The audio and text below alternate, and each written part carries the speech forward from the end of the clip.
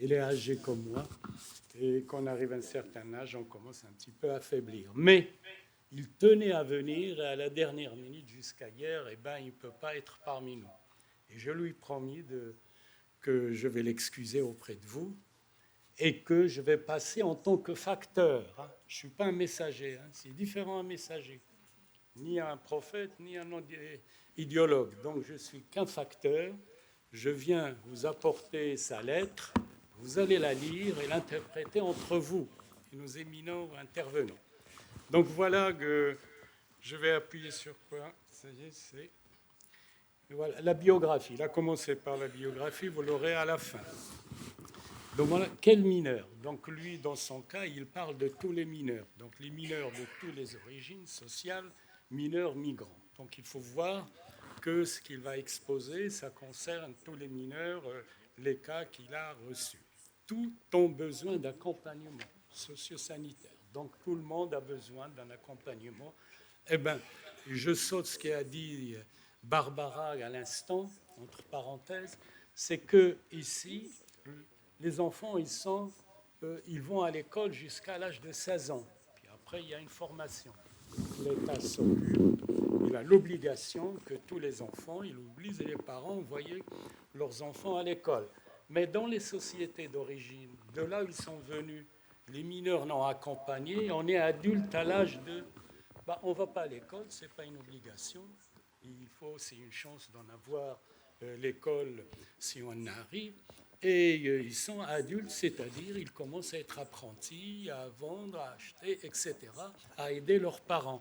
Donc c'est pour cela qu'ils sont adultes avant l'âge. C'est-à-dire que quand on prend un enfant mineur non accompagné de 15 ans, ou une fille non accompagnés de 15 ans, ils sont déjà gambago, ils ont déjà un langage qui est évolué par rapport à leur âge d'un enfant d'ici. C'est-à-dire qu'ils sont capables de répondre à des questions etc. Donc c'est pour cela, arrivé à l'âge de 17 ans, il y a beaucoup dans l'entretien d'évaluation sociale.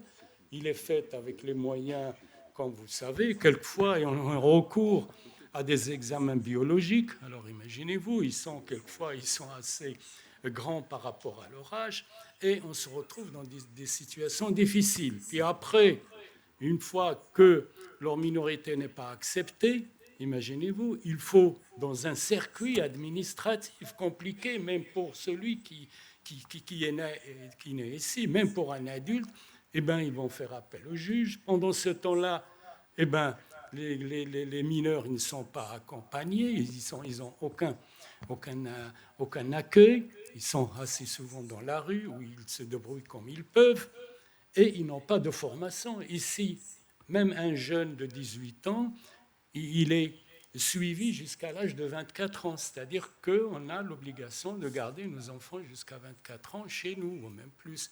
Mais eux, ils n'ont pas été acceptés en tant que mineurs et se retrouvent suspendus. Or, nous, on exige, je dirais, vers les préconisations, qu'il faut prendre en compte le moment où l'enfant est arrivé en France. S'il est arrivé à 15 ans, on ne va pas le traîner pour des entretiens d'évaluation qui sont faits comme ils le sont, assez souvent non pris en compte, et il se retrouve à l'âge de 18 ans, non accepté, alors qu'il est arrivé à l'âge de 16 ans.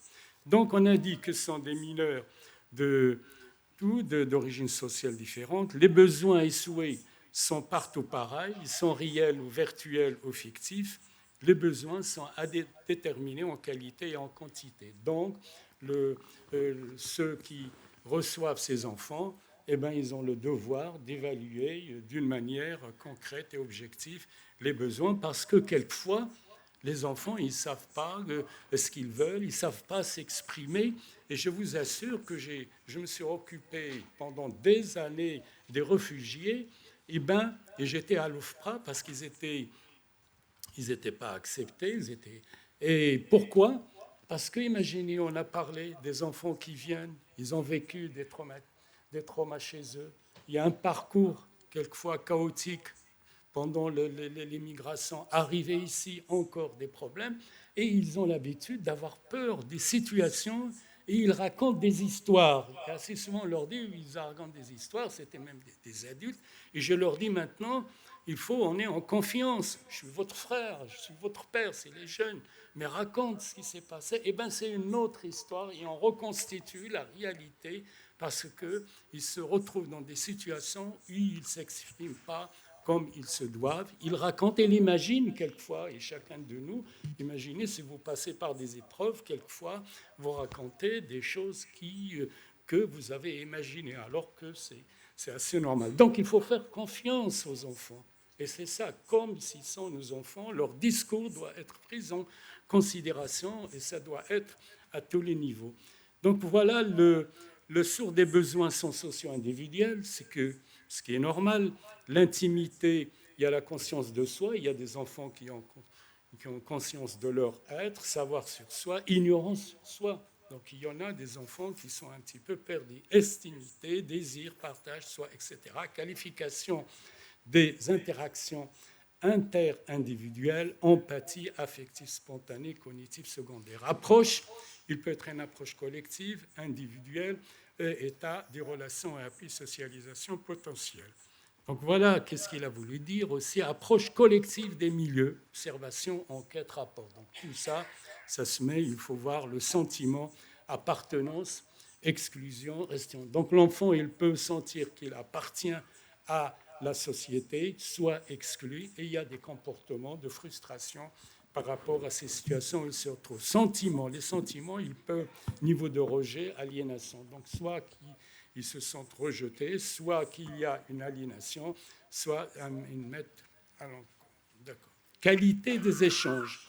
Les qualités avec les accueillants, dont là où ils se trouvent, soit il est profond, ces échanges, soit qu'ils soient profonds, soit quelquefois, ça dépend des personnes. Hein. S'ils sont formés, s'ils sont conscients, s'ils sont engagés, ils aiment leur travail, et ben, ils le font comme il faut. Si, pour une raison ou une autre, des circonstances, vous savez, on vit dans une société où il y a tellement de départements. Tout à l'heure, on a parlé du département du Nord, que je connais très bien. Il y a un collectif de familles. Il y avait un petit camp d'enfants, de mineurs non accompagnés à côté d'eux, à Lille. Et puis il y a 150 familles qui les ont accueillis chez eux, qui les ont adoptés, qui les ont défendus. Et bien, tous ces enfants, la grande majorité, ils ont été régularisés parce qu'ils ont un soutien citoyen et puis ils les ont aidés à s'organiser entre eux. Donc ça dépend de ces situations où on peut se retrouver et l'entourage, et je pense, et chacun de nous, il peut faire quelque chose dans ces circonstances. Donc les niveaux d'influence, comme je viens de dire, ils peuvent être, ces influences sont sociales, sont politiques, sont religieuses, sont sectaires, ça dépend où l'enfant mineur non accompagné peut se retrouver. Et les départements, comme l'accueil a été l'entretien, ça dépend des départements. Il y a des départements qui sont accueillants, donc et on en trouve qu'il y a des enfants qui vont à l'école, comme ça a été expliqué, qui sont accueillis normalement. Et il y a d'autres départements, pour des raisons qu'on peut supposer, eh ben, il n'y a pas d'accueil comme il se doit. Donc il y a le niveau d'empathie, il en a parlé. Tout cela, ça sera dès le lundi dans le site de Migration Santé, vous pouvez la voir.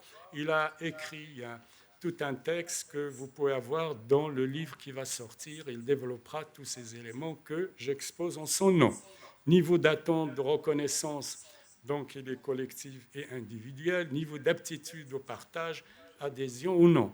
Distinction entre vécu subjectif et situation objective. Donc il a insisté dans son texte de ces situations. Quelquefois, comme je viens de dire, il y a des situations subjectives. Pourquoi ? Parce qu'on vit un trauma, et ce trauma s'explique parce que Barbara a bien indiqué dans les dépressions, dans les souffrances, dans différentes situations. Donc vécu, isolement, incompréhension, non-écoute, abandon, tout cela, ça se répète, ça se mélange, mais c'est des situations qu'il faut prendre chaque fois, indépendamment du contexte où on se trouve. Les besoins, ils sont différents, ils sont quelquefois... Vous savez, il y a toujours un projet de vie. Tant qu'on est, eh ben, on a envie de vivre. Ces jeunes, eh ben, ils ont soit qu'ils ont, comme ça a été dit, ça a été répété ici, soit ils ont un projet d'eux-mêmes. C'est-à-dire, moi, j'ai rencontré des enfants ailleurs, dans les pays d'origine, et j'étais étonné à l'âge de 13 ans,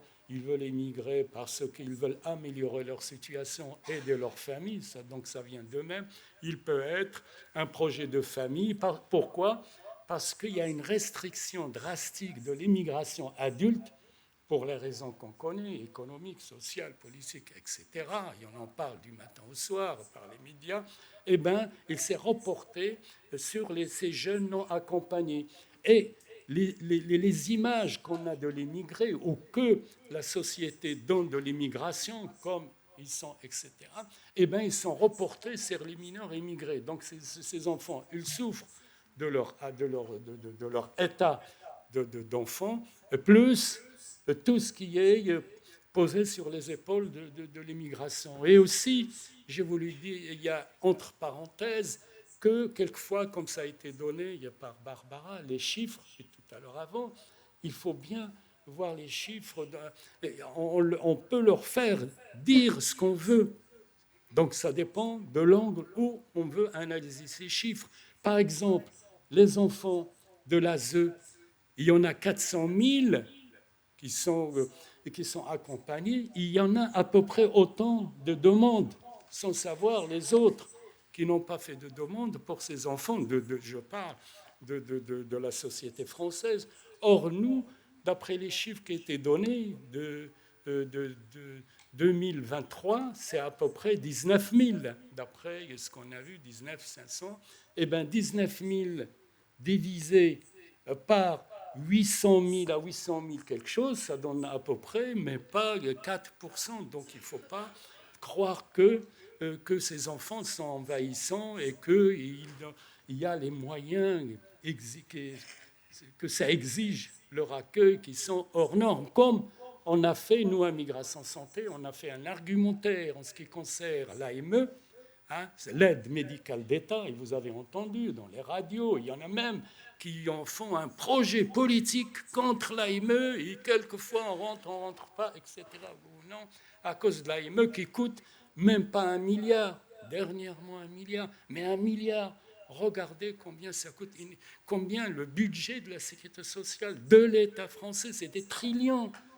C'est 3 trillions. Quand vous faites le pourcentage, c'est 0,00.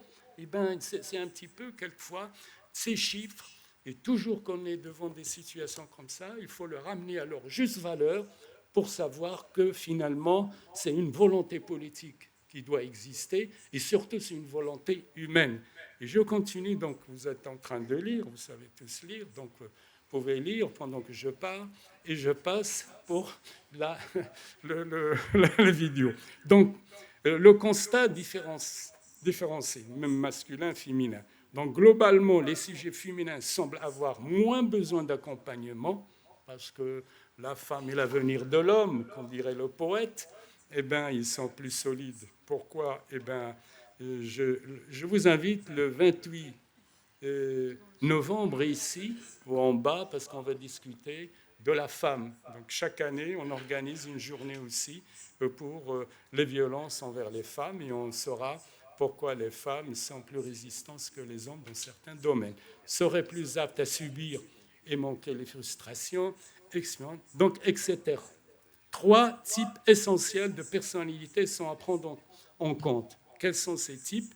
Sujet 1, au mécanisme de défense et stratégie de copine rigide. Donc, c'est quelqu'un qui fait face d'une manière rigide. Donc, soit qu'il est rigide, il refuse. Pourquoi ? Parce que ces enfants, ils sont, comme j'avais dit au début de cette journée, ils sont nés dans un lieu. Or, on est façonné par la culture, par les rites, par les coutumes, par différents déterminants qui émanent de notre personnalité.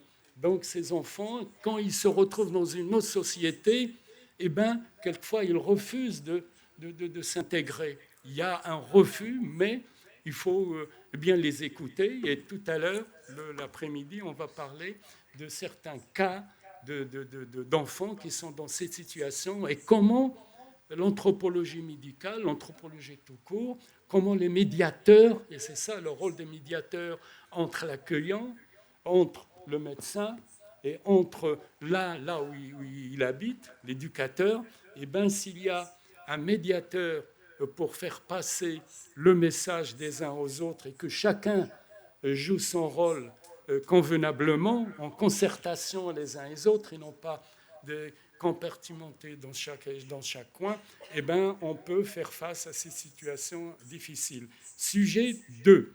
Au mécanisme, c'est l'enfant ou la personne, il est au mécanisme de défense et de copine labile. Donc, ça va de soi.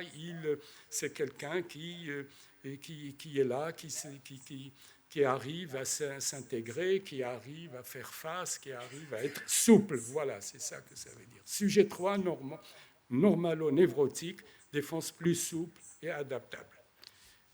Là, on va passer accompagnement type 1, difficulté, donc ce que je dis, donc il a développé tous les éléments dont on a parlé, donc le locus de contrôle externe, stratégie de valorisation de soi, recherche d'emprise et de domination d'autrui ou des autres, donc intuitive suivie, stratégie d'évitement et intelligence intuitive émotionnelle. Donc il y a tout ça. Accompagnement type 2, donc difficulté d'exercer une emprise psychologique, l'habilité des sujets. Et on passe directement au type 3, sujet normalo-névrotique, mécanisme de défense. Ceci, il y en a qui vont en parler tout à l'heure ou cet après-midi. Donc j'en passe.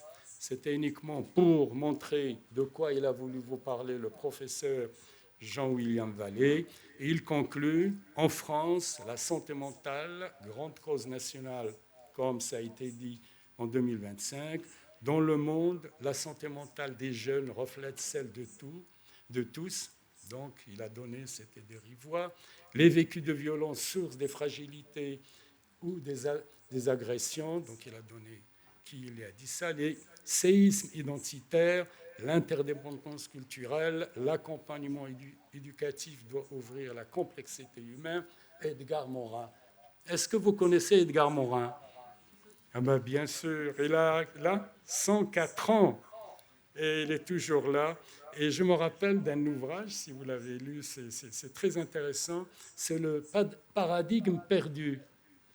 Et je vous le conseille, c'est l'un de ses premiers ouvrages, c'est un petit ouvrage assez simple, et c'est assez intéressant. C'est là, lui, il est sociologue par la suite, mais il a abordé ces deux côtés anthropologiques, c'est-à-dire l'évolution de l'homme depuis qu'il a commencé à marcher debout, et comment la conscience humaine s'est développée.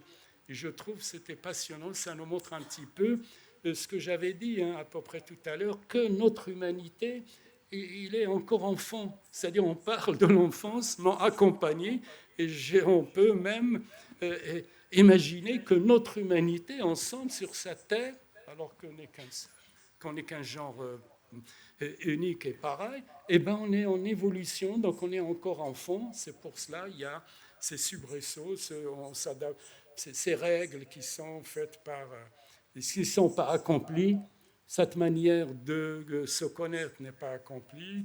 Cet égoïsme, que je ne sais pas d'où ça vient, eh ben c'est parce qu'on est encore enfant, c'est-à-dire je parle de l'humanité tout entière. Donc il faut comparer ce qu'on fait. Ces enfants représentent notre humanité. Donc sur eux, on se projette, nous les adultes, et tous les adultes là où ils sont. Donc finalement, c'est un petit peu ça. Edgar Morin, c'est ça. C'est un petit peu sa manière ou sa philosophie, si on peut dire.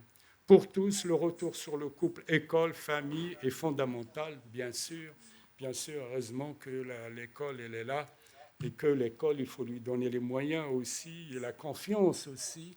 Moi, je me rappelle, quand j'étais jeune, il n'y avait pas ces smartphones, il n'y avait pas ces médias un petit peu, et quand on rentre, on avait là que le crayon et le papier, et il y avait le maître, et c'est tout le savoir qui vient de se jaillit comme une lumière de ces personnes. Je revois mes maîtres qui étaient là, et ils nous aimaient, c'est ça ce qui est intéressant, et l'accompagnement, c'est eux qui la faisaient le soir. Imaginez-vous, on ne connaissait pas qu'il y a dans les familles l'accompagnement. Et bien ces maîtres, ces grands maîtres, ils nous ont appris des choses. Premièrement, comment se comporter. Et les parents faisaient confiance à ces maîtres Et les maîtres, ils faisaient confiance à nous, les enfants. Et je ne me rappelle pas qu'il y avait des maîtres qui m'ont frappé un jour, ou frappé un de mes collègues. Je n'étais pas en France, j'étais ailleurs. Donc finalement, si on fait confiance à l'école, et c'est la famille fait confiance aux enfants, et c'est la société fait confiance à ses enfants qui sont accompagnés, eh bien l'humain, ni bon ni mauvais, il dit. Moi, je pense que l'humain est bon. Je ne sais pas pourquoi, mais jamais j'ai pu apercevoir. L'humain, il est bon, mais ce que les circonstances et ce que la société ont fait. Je pense, si vous prenez toute personne, eh ben, on n'est pas mauvais. Ce n'est pas possible. C'est-à-dire quoi? C'est l'innocence même, la naissance. Donc un enfant, il ne peut être qu'innocent. Si un enfant il est innocent, il ne peut être que bon. Si l'enfant est bon, on le laisse grandir dans une atmosphère, dans une situation qui est pacifique, une situation sociale qui le reconnaît, une situation sociale qui lui fait confiance, il ne peut être que bon. Il n'y a aucune raison. Donc je pense que l'homme, il est de nature bon. Bien sûr, on m'a toujours reproché que je suis naïf, mais écoute, c'est le prix de la bonté. On ne peut pas, si vous laissez votre voiture là, dans un lieu, eh ben, qu'est-ce que vous avez trouvé? Un PV, mais ce n'est pas un PV qui va vous faire mourir. Donc, faites confiance les uns aux autres et croyez-moi que vous vivez heureux. Je pense que le bonheur, c'est en nous et il suffit de mais le bonheur n'est pas dormir. Le bonheur, c'est vivre, c'est partager, c'est être présent là où on peut être présent. C'est d'avoir aussi la volonté de dire ce qu'on pense et de réagir par rapport à quelque chose qui vous ne convient pas. Et sur 3 générations, il n'y a aucun enfant qui a été arrêté pour quoi que ce soit, qui n'ont pas connu ni la drogue, ni l'addiction à quoi que ce soit. C'est des enfants qui étaient... Pourquoi? Parce qu'il y avait une solidarité. Ils sont venus de la campagne, du nord du Maroc. C'est pour cela que j'ai dit Marocains du Nord. Ils sont installés dans le nord de la France. Pourquoi? Parce qu'il y avait un contrôle social, mais ouvert sur la société française. Et je me rappelle, dans les années 70, on faisait la fête du mouton. J'ai entendu que l'égorger, etc. Nanana, mais on peut en discuter. Eh bien, tout le monde fait dans ce quartier la fête du mouton, français d'origine, autochtone, ou appelez comme vous voulez. Ou de là, tous les citoyens font la fête, se partager. Et pourquoi? Parce qu'ils s'entraidaient entre eux. Et leurs enfants, il y avait, comme moi, j'ai vécu dans une grande ville qui s'appelle Fès, si vous connaissez, eh bien, si j'étais dans un quartier, c'était une ville qui était assez grande, l'équivalent, disons, d'une ville moyenne de Tours, un petit peu plus. Maintenant, il est plus grande que Lyon et que Marseille. Il a fait 2,5 millions. Mais dans le temps où moi j'étais petit, eh ben, il faisait 250 000. Mais il était, comme il construisait un premier étage, eh ben, il ne dépassait pas, il n'y avait pas d'immeubles, donc ils étaient étalés. Eh ben, je me retrouvais à 5 kilomètres de chez moi. Quand je rentre le soir, mes parents ils étaient au courant où je suis. C'est-à-dire, quand il y a quelqu'un qui me voit en train de jouer ou de traîner quelque part, il dit à quelqu'un qui passe, vous allez vers où? Ah ben, si vous passez, le fils d'un tel dit à un tel. Eh bien, le téléphone arabe, ça arrive. Et toi, quand tu rentres, eh ben, tout le récit de ta journée, il y a ta maman qui va te dire tu étais un temps, et si ton père apprend, etc., etc. Donc, il y avait les gens... il y avait un contrôle social qui était positif. Donc il y a quelque chose c'est-à-dire l'engagement citoyen. Bref, il n'y a pas de jugement d'une société par rapport à d'autres. On doit prendre ce qui est bénéfique dans chaque société et en faire quelque chose de mieux. Je vous cite, et je m'arrête, j'ai encore une minute. Oui, 2 secondes. Mais dis-le.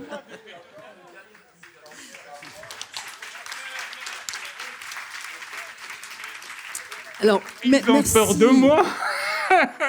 mais je vous aime. J'ai écrit un poème, j'ai dit « Je vous aime quand vous êtes ». Merci beaucoup pour ce plaidoyer vibrant. En faveur de la bonté, personnellement, je pense que l'homme est un loup pour l'homme, mais je te propose d'en faire une autre journée où on pourrait partager nos points de vue. Je crois qu'il y a une main levée par là.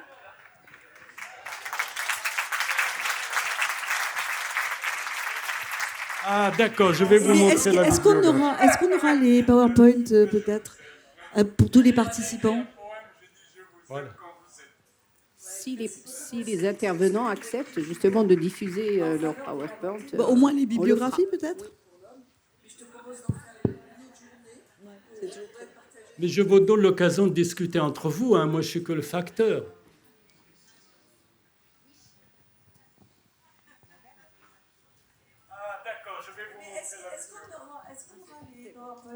Merci, c'est pas une question, mais juste, est-ce que vous pourriez mettre l'accompagnement type 2, s'il vous plaît, dans le diapo? Là, quelle page? Je descends et vous me dites. Accompagnement type 2, s'il vous plaît. Voilà, ça c'est facile pour moi, hein. Parfait, merci beaucoup. Voilà. Ah, il sera content, je vais lui dire que vous avez réagi pour lui. Et je vous dis, en attendant, et si vous me disiez 2 secondes, il y avait Anna Malescaper, la grande Anna Malescaper. Il nous a quittés, hein. Je ne sais pas, les anciens, ils doivent la voir. Un jour, il est venu pour assister avec nous, alors qu'il était à la clinique, il y a 130 ans ici. L'ambulance l'a amené parce qu'il tenait à être avec nous. C'est de la chaleur que ça lui donne. Moi, aujourd'hui, je vous vois un petit peu endormi. Allez, réveillez-vous et battez-vous avec ces... Non, mais c'est tout à fait non violent. Moi, j'avais une question, mais peut-être pour la salle. Je ne comprends pas bien le retour sur le couple, l'école et la famille. Je n'ai pas très bien compris le concept, mais peut-être que quelqu'un dans la salle peut développer. Je ne connais pas l'auteur. Couple et famille, donc ceux qui sont dans le... l'école, il est là, les professeurs sont là. Et vous, peut-être... pouvez... Le couple, famille, école, mais c'est normal. Il faut qu'il y ait... qu'il y ait une relation, une symbiose entre... Ah, il est en train de parler. Une symbiose entre l'école et la famille. Mais tout est basé sur la confiance.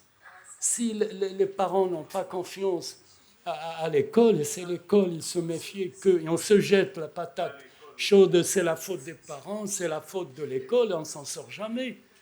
Moi j'étais élevé, je trouve que c'était bien.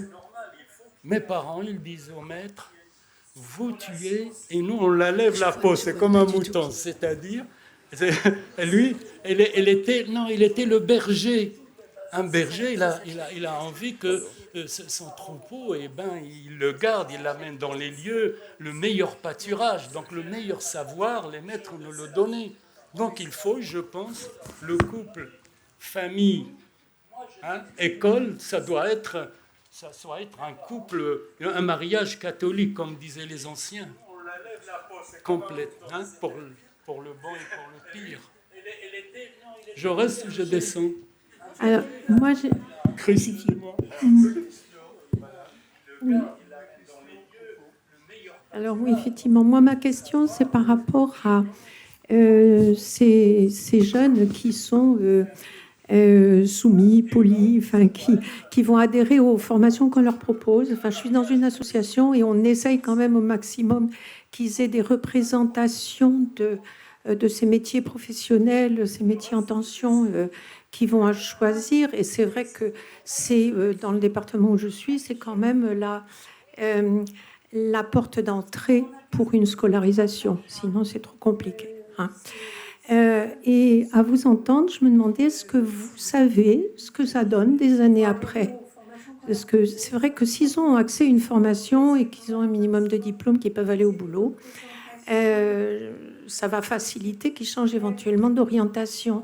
Mais ce que je me demandais, c'est est-ce que vous avez du recul pour savoir plus tard ce que ça provoque, qu'ils vont rester soumis à ce métier-là, dans l'idée où ils restent, ils trouvent, ils ont la possibilité de travailler en France, dans ce parcours et dans ce côté plus positif, on va dire, voilà. Ou est-ce que ça provoque aussi des troubles? Qu'est-ce que vous en savez sur plusieurs années après?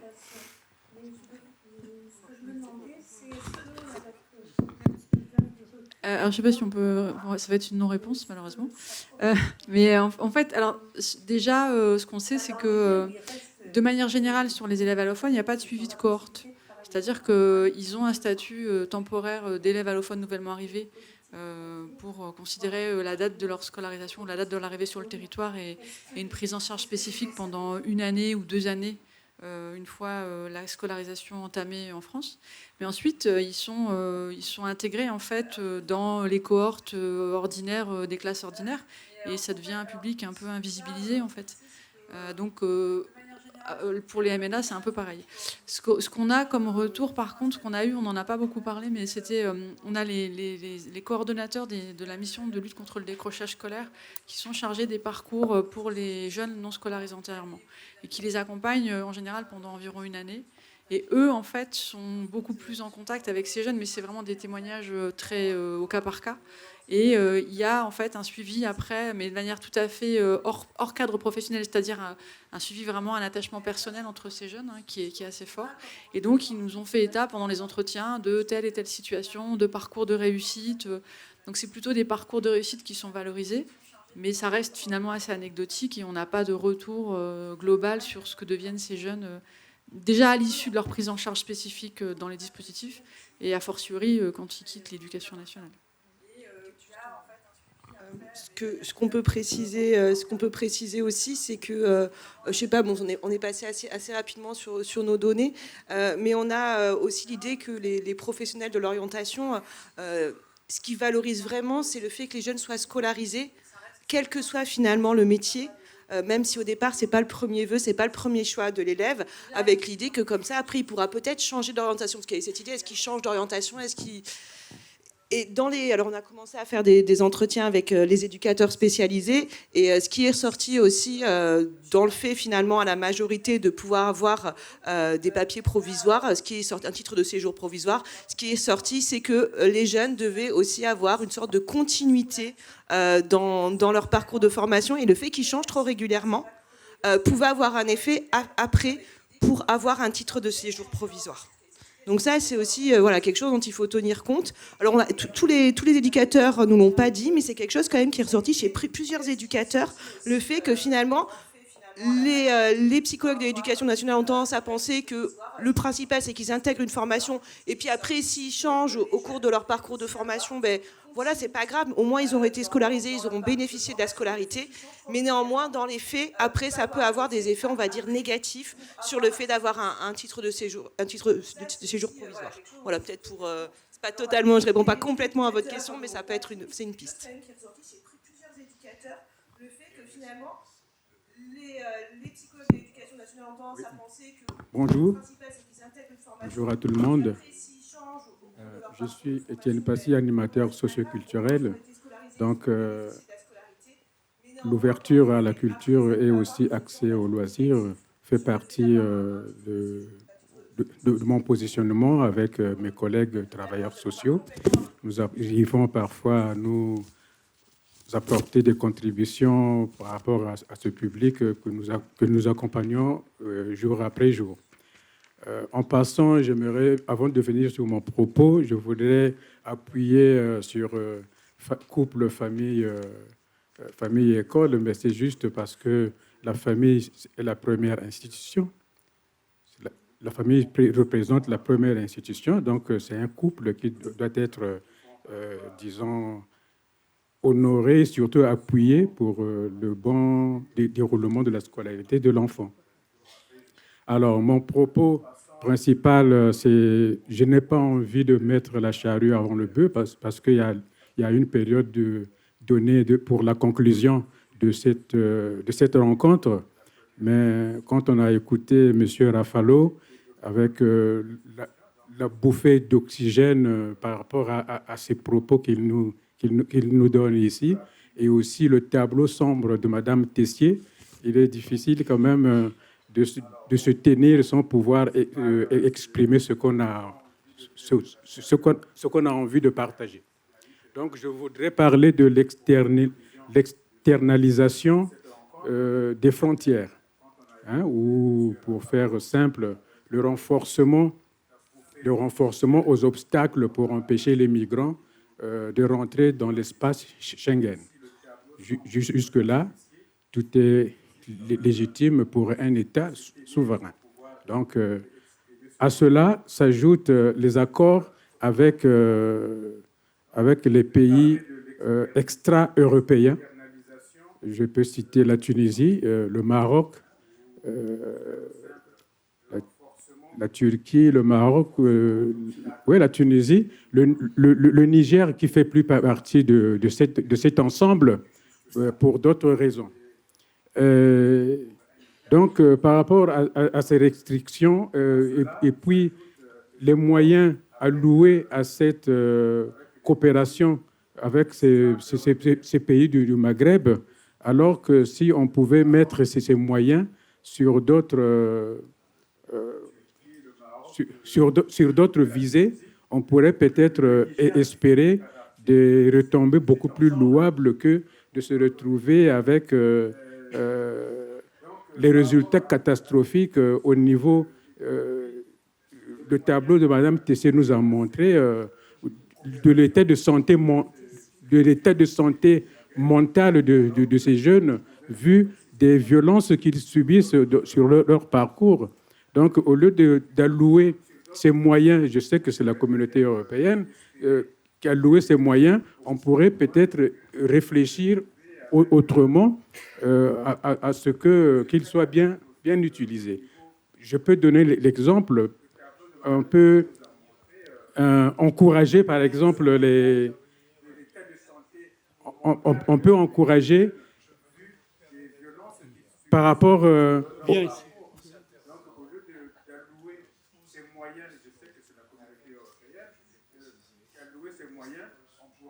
Oui, je voulais en arriver.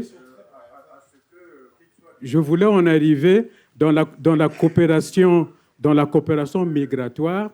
On pourrait encourager, disons, les chefs d'entreprise ou bien les grandes entreprises à faire le transfert des services de main-d'œuvre vers ces populations, vers ces pays. Peut-être on pourrait diviser par 2 le flux migratoire. Donc, c'est là où je voulais en arriver. Merci pour cette suggestion. Est-ce qu'il y a d'autres questions dans la salle? Aidez-moi parce que je ne vois rien. Non. Ah oui, là. Allô? Moi, je voulais poser une question à Madame Barbara Bertini.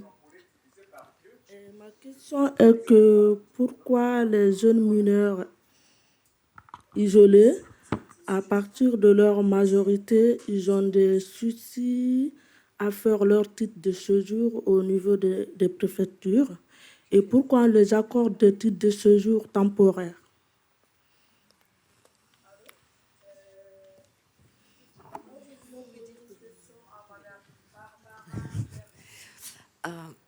En fait, ce que je disais, que pendant la minorité, un enfant mineur, il ne peut pas être expulsé.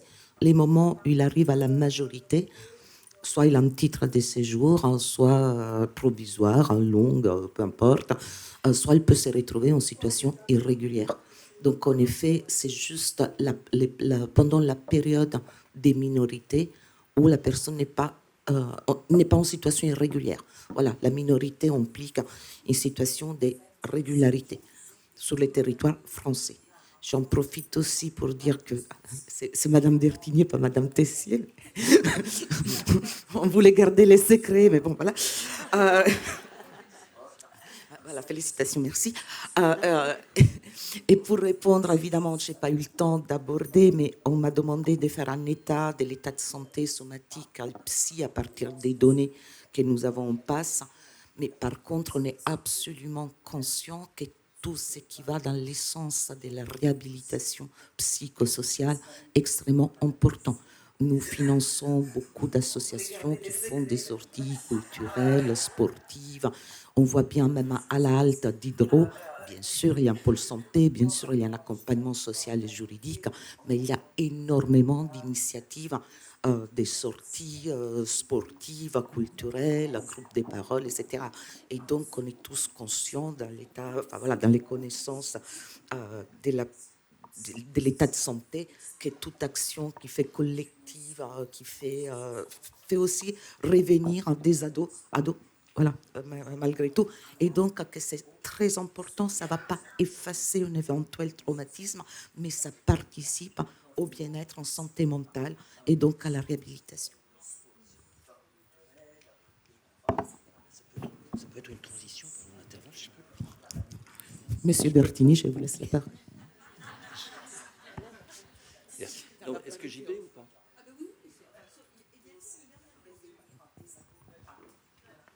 Je ne vois pas de main levée, donc je pense que vous pouvez y aller, Monsieur Bertini. Monsieur Bertini, merci. Bertini Tessier, c'est mieux. Aujourd'hui, on peut coller les deux.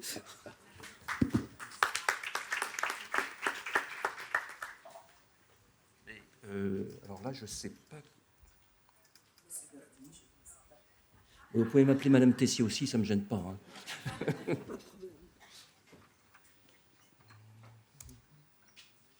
Alors, je ne sais pas où sont passés les diaporamas. Sinon, j'ai ma clé USB. Hein. Ouais, puisque la technique, là, je ne sais pas. Non, bougez pas, ça y est, c'est fait. J'ai trouvé. Voilà.